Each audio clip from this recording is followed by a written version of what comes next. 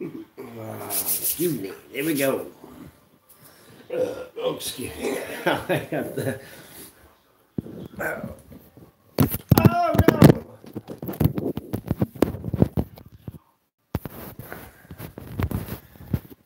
Thought it kicked off. Woo! Dang it. What am I doing? Uh-oh. There we go. Oh, hey, I figured out how to... Sorry, guys. Having a little bit of... There we go. There we go. Hopefully it's on now. How's everybody doing this afternoon? Good, I hope. Hopefully this goes off a little better than it did last time. If that light was in our eyes. Oh, that one's still... Hang on just a second.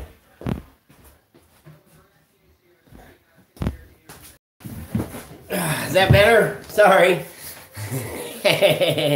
We're getting quite a few on here. Right on. How's everybody doing this afternoon? I guess on the east side it's this evening then, huh? Yes, I'm glad that we're able to still make the videos too. Speaking of, I've got two, part 1, part 2 on the new GoPro 6 that Dave got me. Got them edited up and everything. I just don't have Wi-Fi right now, so I got to get somewhere to where I can upload them, and they come out really good. Really impressed with how well the zoom works on the new GoPro. So that worked out pretty good. I also wanted to say thank you to Chris Norman. I got your letter yesterday. Thank you very much. And Patrick, Speed Marine, you booger, you. He sent me another mount from Amazon again. So thank you very much. Thank all you guys for... No, we don't. We've scanned all of the pawn shops, left, messages and stuff. But like I said, I did not, I didn't register any of them, so, I'm kind of screwed myself, and I'm, why did that one JD win? Why, I'm kind of, oh, did you donate money? Is that why it's coming up this way?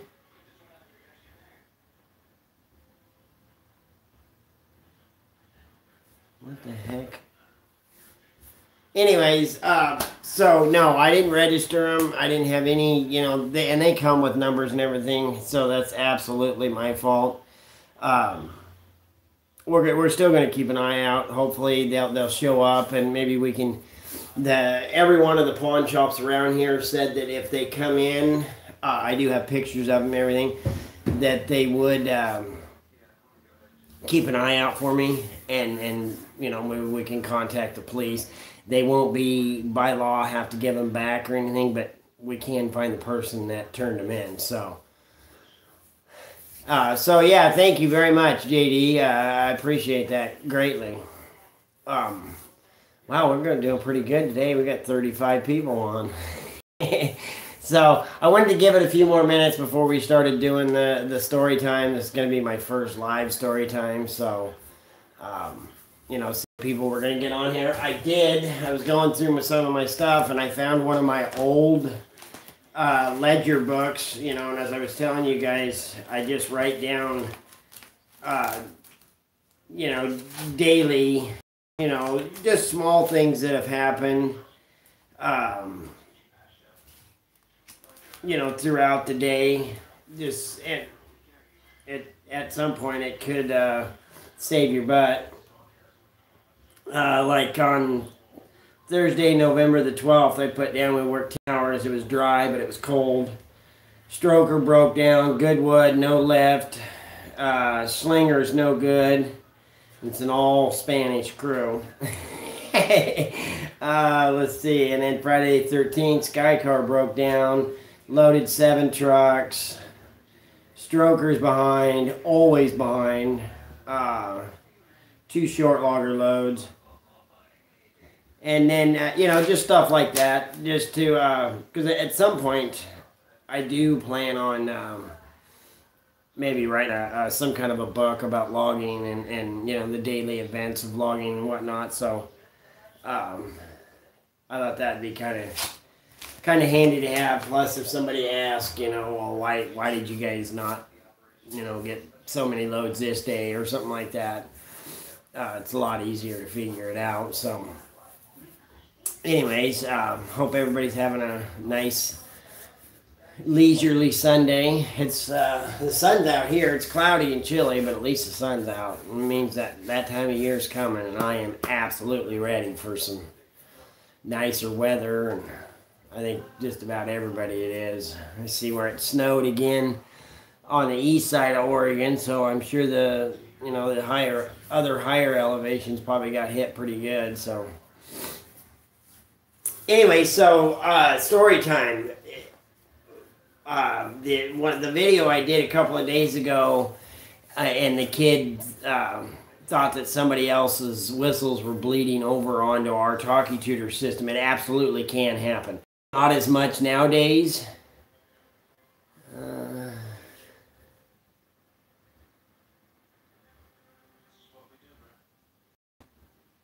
Yes, they can. Blue line, yes.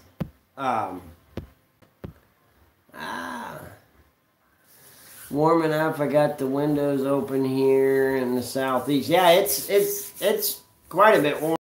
Chuck Driver just said that they got a little bit of snow over there too. So, you know, we know it's that time of year that the weather can go either way fairly easily, but it's coming. Anyways, nowadays the talkie tutor systems are, you know, with the advancement of technology, getting bleed over whistles or ghost whistles, as we call them, it's pretty rare. Back in the excuse me, in the early 90s, obviously technology wasn't all that great.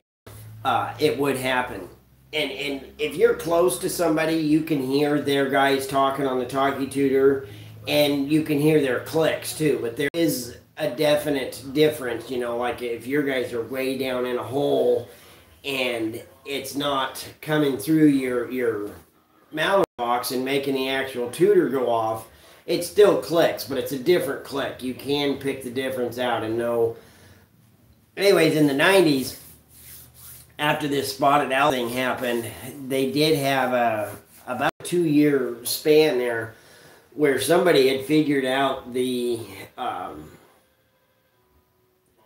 tones and the frequency, I guess, and could tap into people's talkie tutor systems, and were blowing whistles while guys were down over the hill working, and it absolutely did get some guys hurt, and it got a couple of them killed. And it took quite a while, but they did end up finding the guy. Hey Joseph, how you doing today, bud? Working on my car in the rain in North Idaho. Fun. Anyways, so they ended up catching the guy, and it took quite a while. And so it was pretty quiet for a little bit, and then it started doing it again. And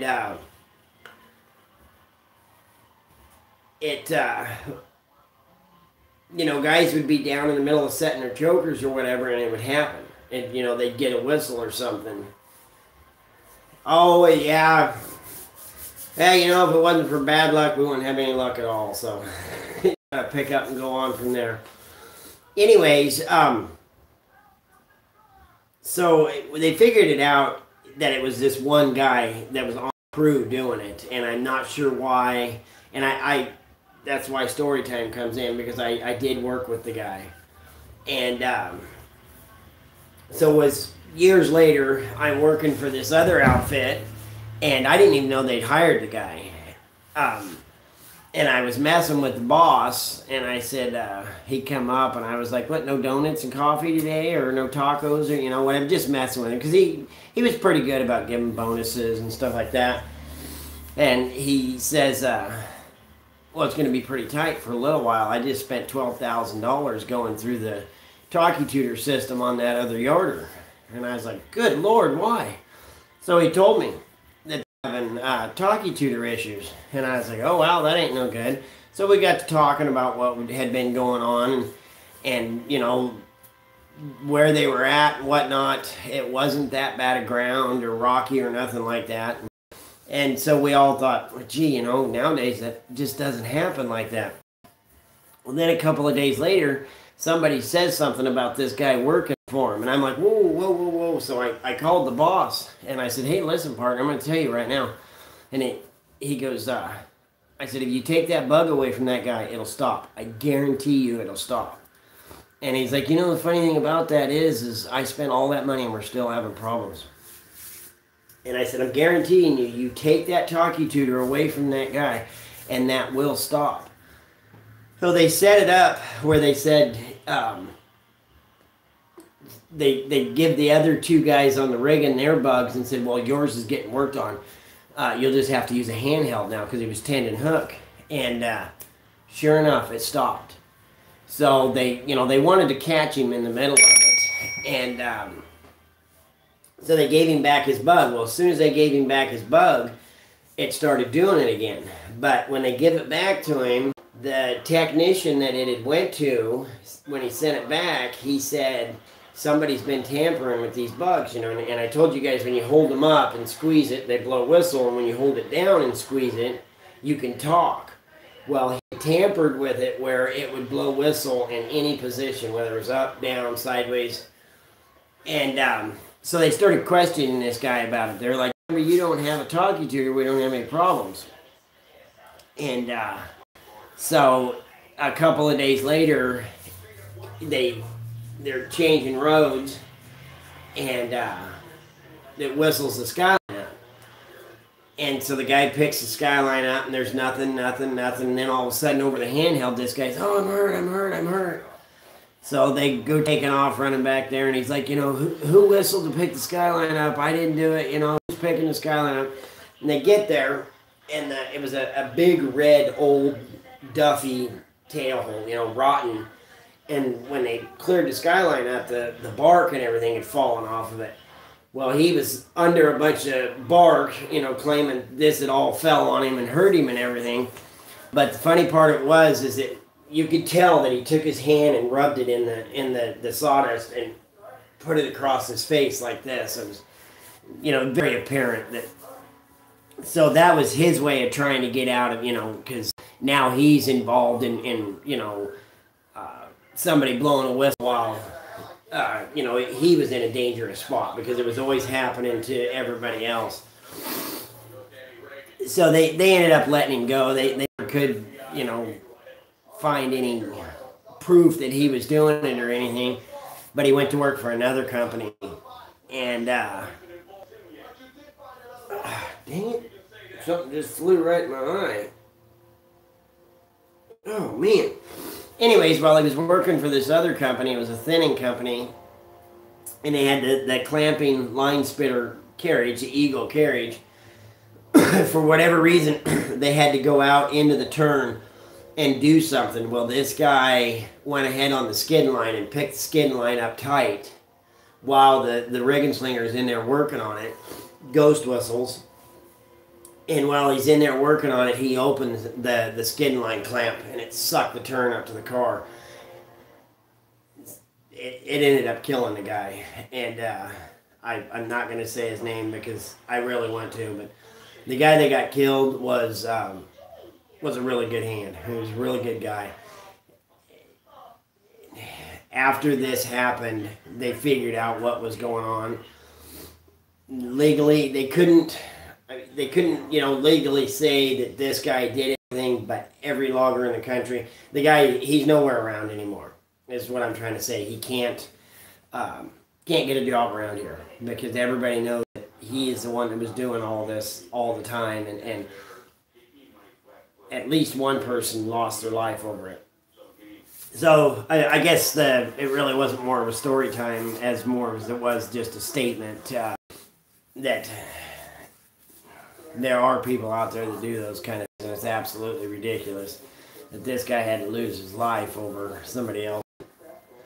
And I don't honestly know what he thought he was going to gain doing it. Other than bring attention to, I don't know. Anyway, so last I heard he was a window washer now because nobody else would, nobody, none of the mills, none of the timber companies, none of the loggers, nobody will hire him because of what he was doing. I mean, he was all strung out on methamphetamines and stuff. Just nice guy, huh? So, I guess what I was trying to say is that even with today's technology, people can, there are people that are smarter than today's technology, and they can still mess with it and everything, and that's exactly what this guy was doing. Was he had learned how to work on UVF and UHF frequencies and how to mess with them and all that. So, with that being said, when the other day he said, well, I think somebody's system's bleeding over. The system that's in that yarder is a very, very old system. So it can happen. And not in in a bad way. It just, somebody else's frequency could come through and blow a whistle or whatnot. So that is one of the things with, I go to work for a new crew or have a new rig and slinger come to work and I'm running yarder. If they miss a whistle, you don't take it. You'll get two, and you know the allotted amount of time or whatever. Okay, they just went ahead on the Sky Car. I can feel it and everything. That two, they're wanting me to go ahead on it, but I don't know this guy or I don't know this crew, so you don't take it. You make them re-blow it. Once you get comfortable with a crew and you've been with them for a while, you will take broke up whistles or whatnot more comfortably. But that's where the handhelds come in, because it's always nice to have them, and you can check, hey, you only got two, did you want me to skin it back, or whatnot, something like that. But also with that, they logged for years and years and years and years without them handhelds, and a guy was able to get everything he'd ever want just using that whistle. So nowadays, it really bothers me when guys want to log just off of them handheld radios. I hate that, because as soon as you start going ahead on a turn, like if you're running that old Jimmy and you got her ran wide open and somebody starts screaming, stop, stop, stop, 99% of the time, you wouldn't hear them unless you've got it, right here. And then when, you're sitting here holding the radio, you're not, where you can function your frictions or whatnot in a timely fashion. So I don't think it's a good idea unless you have a headset or something like that. But I think that the whistle and talkie tutor system is the best way to log. You use your whistles to log, change roads, move guidelines, everything like that. You use your handheld to tell story time and get water jugs or lunch pails. Most of the time it's just to tell stories or to bitch about what your wife may have done to your kids or something like that. That's the way I think it'd be best to go. So yeah, because I had a couple of people ask me if the whistles can bleed over like that, and with them older systems, they absolutely can. So, God dang it, I lost all. There we go. Mark, how you doing, bud? Stay long. Just wanted to stop and say hello. Dickard's in the house. What's up, buddy? You guys get any snow up there? I talked to Skidder Kev yesterday, and looks like they got a little bit more of that nasty stuff over there, too. Holy crap, we got 40, oh, I'm losing them. 41 people on now. Been snowing all weekend. Well, at least you're a skier, so you can go have that. Just got to ask, did the company actually take care of the deceased family? Yes, because I'm not going to say the name of the company either, because as soon as I say it, anybody around here, but it is a company that I worked for, and I've said he is a very, very good guy to work for. and it did. It was, yes, everything was worked out very well for the family. More so than just the $10,000 life insurance policy that's put on every logger as soon as they, go to work for any company. $10,000, thanks. And the worst part about it is, several years later, when I worked for this company, we logged that unit because when that happened, they were thinning it, and we went back through like 12 years later and clear cut it. And the boss, when he took the job, didn't realize that was the job until he went up to look at it, and he didn't have anything to do with the cutting. He wouldn't come up at all, which it was completely understandable. But he was a nervous wreck the whole time we were on that job, and didn't want anybody cutting any corners at all. And every day he made sure that everybody was, we had a safety meeting just about every morning before we went to work because the guy was an absolute nervous wreck doing that job. Understandably, and it was the first and only guy that had ever been killed on one of his jobs. And I do believe up until the point that I'd left, there was only he'd only had 3 time loss injuries, before and after. So the guy, he is a really good company to work for. Yeah, 10,000 isn't, no. That, really, it's just a slap in the face. So, boy, my numbers fast here. I don't think story time was such a good hit on live as I thought it was going to be. But I did kind of bounce around, so... know any of the loggers that are on the TV show out there? I know Mike Phil. I've met him and talked to him quite a bit. I worked for a company. We did a job up in Vernonia, Oregon, and he owns just about every bit of Vernonia. He owned the rigging shop, the Napa, a couple of stores, and his logging sites. I don't know if he still does or not. And I've talked to J.M. Browning on the phone years ago. They used to be a really big company. Last I'd heard, they'd downsized quite a bit, understandably.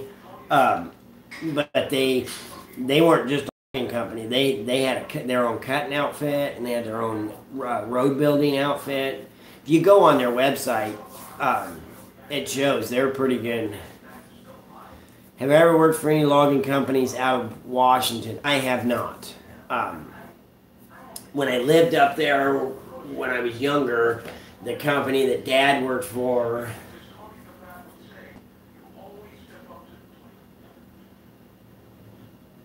yeah, go ahead, jackass. That's just what I need, is some retard on here messing with me. Anyways, the company that Dad worked for was out of Oregon, and then when I worked up in Enumclaw, it was the same thing. The company I worked for here in Oregon, we went up there. So I have not, I did, I'm trying, Dickard, I'm trying, buddy. All I can get is hide user, put him in a timeout.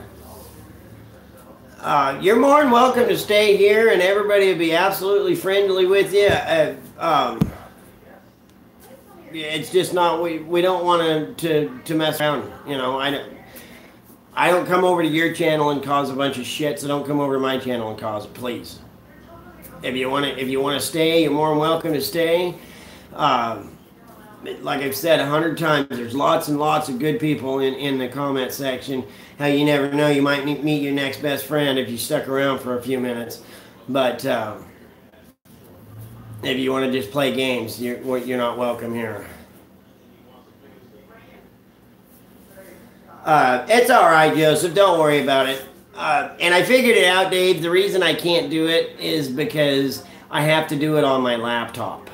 I can't do it from my phone. So I've got to get my live stuff worked out on the laptop so that I can make you a moderator. You and Nelson both. that's why I can't, because I'm doing what you tell me to do, but it won't. Real McCoy, how you doing, buddy? Glad to have you with us this afternoon. The numbers are picking back up there. So yeah, no. What was the guy? Harbury the effing gorilla. Yeah, that's too bad. I wish the guy would have stuck around. I mean, heck, maybe he would have been, could have met somebody pretty nice. My grandpa owned White and...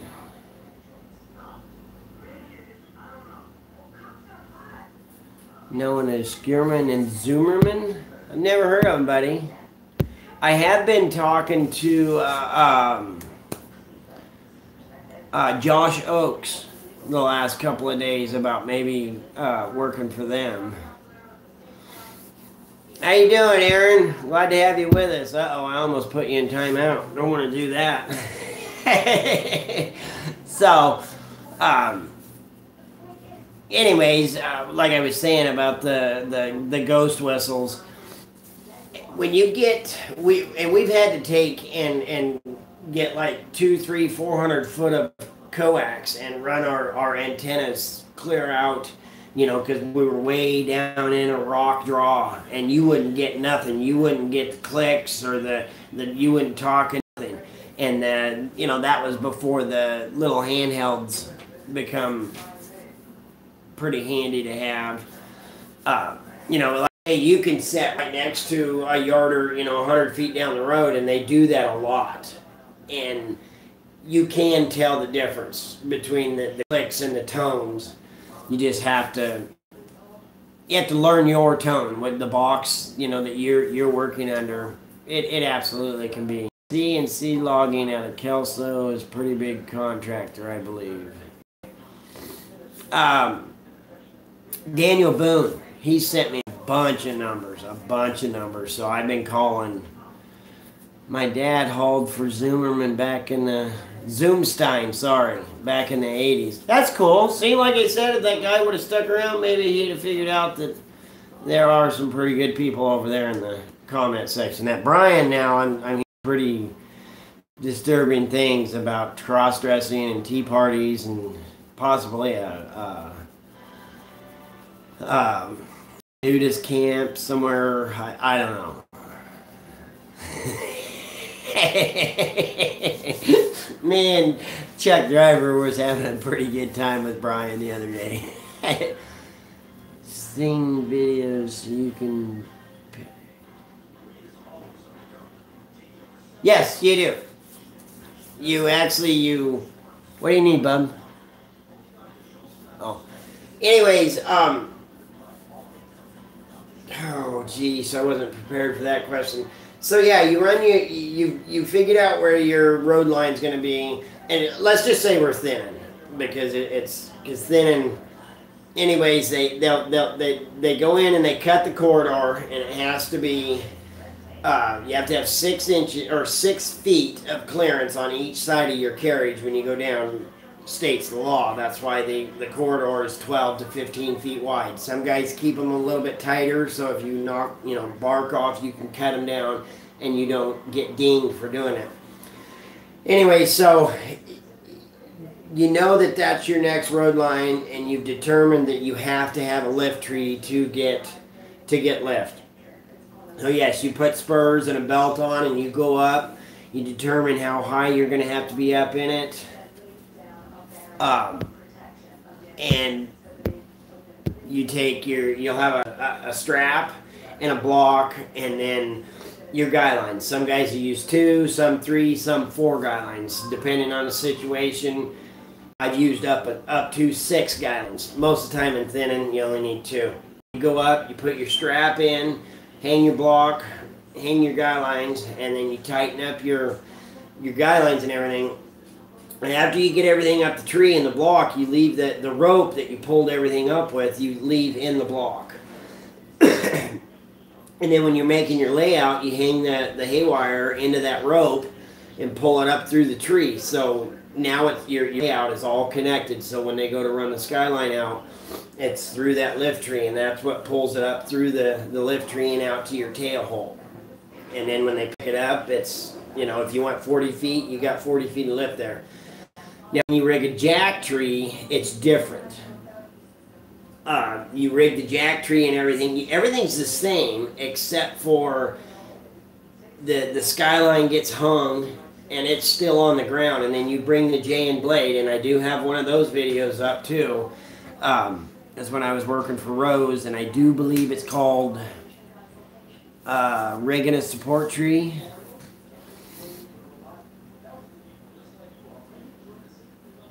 Never thinned, always clear cut. It just depends. It can be. It absolutely can be easier because you don't have a bunch of standing trees you have to go around. But it also can be fun. You know, if you're really into high production rigging and wanting to go, and you've got all these trees that you've got to, you know, feed them that turnaround and get it up without barking the trees, it can be a lot of fun. It can be a terrible pain in the hind end too if the cutters don't cut it right for you. Weather is a lot better on this. Yes, I did for years. I don't anymore because of the knees, and that's part of the reason is because of how much climbing I did. That's why my knees went as bad as they did.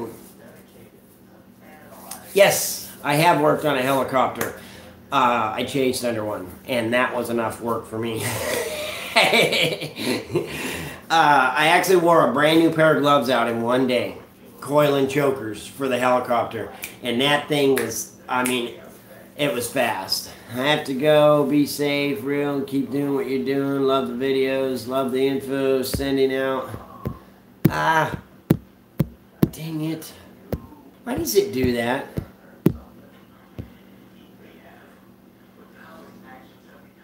Sending out, real McCoy, you're the real deal. Doing what you're doing. Well, thanks for stopping by, Dean Parks. We appreciate it.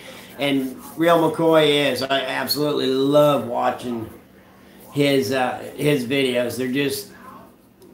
They're so calming. The way his voice is, I don't know. There's just something about him. That time I got to spend with him over at the Paul Bunyan show. We sat there on that park bench for, it was probably only a half hour or so. But man, I tell you what, that guy was, he's the real deal right there. Need a saddle, and I don't know anything about saddles. I hooked logs for many years. Hell, right on. I never did get the chance to actually hook under or be a hooker under a helicopter, but I would have. What's my absolute favorite? Oh, come on. Why does it do this to me? Now, where'd it go? I think the question was, what is my favorite position? If it's running equipment,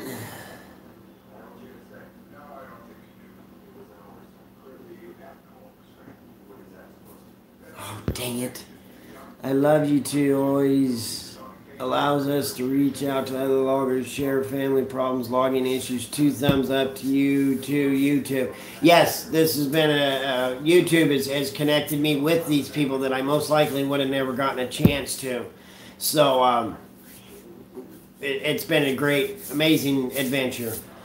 Anyways, back to if it's running equipment, I like to run loader. That's where I'd like to be. Mainly because if it's slow, I can get off and maybe try to help the guys on the rigging or the chaser or something like that. When you're running yarder, you're stuck right there, you know. Overall, loader or shovel? Loader. Okay, we had this discussion the other day. It's not a shovel. I don't know where it come from. I've always called it a shovel. I don't know why. Best job in the woods, hands down, is pulling. Hands down. That's the Pulling rigging is the best job there is. The only reason I ever went to tendon hook was because I wanted money and I wanted more experience in other things. If I could have got all of that and still stayed pulling rigging, I would have. If I could still stay out on the rigging today, I absolutely would. Is Chuck trolling again? We're going to have to do something about that guy. I don't know about him. Oh, climbing harness. You know, they've got so much new stuff out now that that'd be easy to say, because it's been, shoot, 8 years, 9, 10. It's been better than 10 years since I climbed, and I was still using a leather belt and a chain when I quit. So some of that new stuff it's pretty fancy looking. That one that kid did the other day, I mean, it was so quick. It was just zing, zing, zing.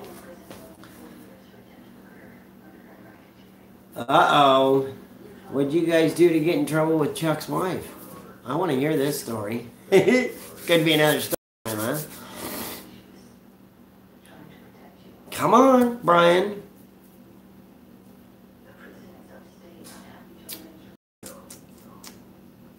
Guess they're not going to give it up. So where was I? We were, that one guy had asked, I had been talking to Josh Oakes up in Port Angeles, Washington, about possibly coming to work for them, which may still happen, but I got to be honest, I really would like to stay at home and work here. The weather is going to break. Something's going to come up. I've had a couple of offers. Like I say, next week I'm going up to Oregon City, Oregon. And, all right, Mark, I'm glad you stopped by. Appreciate you being here, bud. Stay safe, all right? Anyways, I'm going up to Oregon City, Oregon, and working with that Nick Haas. I think I got a little bit of video of him at the OLC. Gonna go fill and run loader for him for the next couple of weeks, so that'll help us out quite a bit.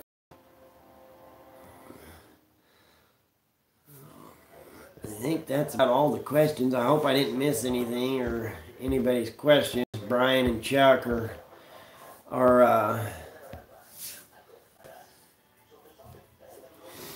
you know, and the thing about that too is Washington actually is a couple $3 more an hour wages than what Oregon is. And they have been for a long, long time. You ever smashed your thumb with a hammer? Yeah. Well, no, there is no income tax, but you have to pay sales tax. That 11 months that I spent up there in Tacoma, like I said, I was working for the company was out here out of Oregon. How many years you been logging? I went to work. Well, I worked with my dad. My dad had horses and stuff like that. But March 3rd of 1989, I took my first choker job. And I've logged every since then, except for the 5 years that I went to Montana. So 24, 25 years, I think would be a pretty safe estimate, I hope. 20 plus, I can say that. Anyways, that 11 months that I worked up there, sheep herd. Chuck, I'm going to moderate you off here. What did I do in Montana? Oh, man. I went over to work in the oil field, but it didn't work out. So I spent 5 years. Any of the Hoffmans from Gold Rush? No, I haven't. I know they're right up here, just out of Portland somewhere, but I haven't haven't met any of them. Dang it. I didn't get to see what you said, Chris. Anyways, Montana. I worked in a wood pallet recycling shop. He is. We're going to have to do something about it. We're going to take care of old Chuck here pretty soon. Doing pretty good, Jeremy. How about you? Glad to have you. He called me when they were headed to church and made out like I was one that called him when they were trying. Chuck's pretty good about getting people in trouble, isn't he? Anyways, I ended up working in a pallet recycling. There's Chuck Stevenson. How's sweet Georgia Brown, bud? Everybody's praying for her. We hope everything is going to come out for her. Like I say, lots and lots of people are praying. I hope everything works out for you guys. We'll keep you in our prayers. Yes, everybody's tired of winter there, Jeremy. Anyways, I ended up spending almost the whole 5 years working in a good pallet recycling shop. They just recycle them. We rebuilt them and resold them, and then recycled the ones that weren't rebuildable. It was an experience. It was fun. But where I was living there in Billings, the cost of living was so low that, and I was only, when I ended up leaving there, I was only making $13.50, and we did pretty good, because the cost of living was so much cheaper. When I went to work there, I started out at $8.50 an hour, and I was like, oh, this ain't gonna cut it. But within I think it was 4 months, I was up to $12 an hour. And they'd had guys working in that shop for 5, 6, 10 years, and they were still at $8.50 an hour. But they created their own monsters, so that'd be a totally another story time in itself. And it was a decent experience. I learned some things. I taught some things. I love watching you logging videos. I work doing small logging jobs. Where at, Aaron Anderson? Where are you doing your small time? I don't want to say small time.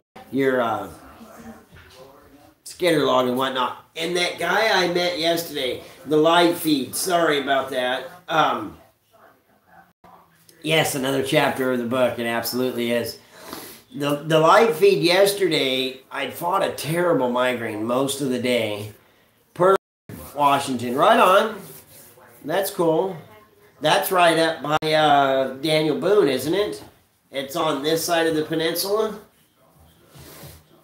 So anyways, the live feed yesterday, I had a gentleman contact me, desert logger, and he was coming from New Mexico to look at some equipment up here, and he wanted to meet me. So, I told him, yeah, I'd love to meet you and whatnot. And so 2, 3, 4 o'clock come, and I hadn't heard anything from him, so I'm like, well, maybe he got sidetracked. He was coming up to look at equipment and everything. So Larson Timber, yeah, Isaac, he's pretty cool. Anyway, so I put out the post that I was going to do the live feed at 6 o'clock, and at 15 minutes till, he contacted me and wanted to meet over here for dinner.